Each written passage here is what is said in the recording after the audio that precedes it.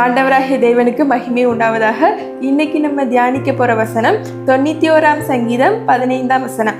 வசனம் என்ன சொல்லுதுன்னா, அவன் என்னை நோக்கி கூப்பிடுவான், நான் அவனுக்கு மறு உத்தரவு அருளி செய்வேன். ஆபத்தில் நானே அவனோடு இருந்து அவனை தப்புவித்து அவனை கனப்படுத்துவேன்.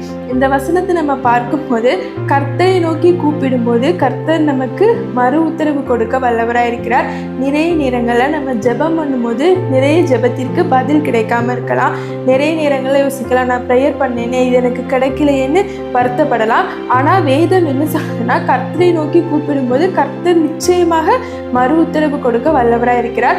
அது மட்டுமல்லாமல் ஆபத்தில் அவனோடு இருந்து, அதாவது நம்மளுடைய வாழ்க்கையில துன்பத்தின் மத்தியில, சில கஷ்டங்களின் மத்தியில, ஆபத்து நேரிடும் சமயங்கள்ல யாருமே நம்ம கூட இருக்க மாட்டாங்க. ஆனா கர்த்தர் அவனோடு இருந்து ஆபத்து நேரத்தில் நமக்கு துணையா இருக்கிறார்.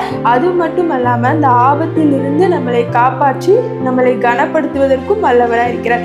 எனவே நீங்க என்ன பண்ணுங்க, கர்த்தரை நோக்கி விசுவாசத்தோடு கூப்பிடுங்க.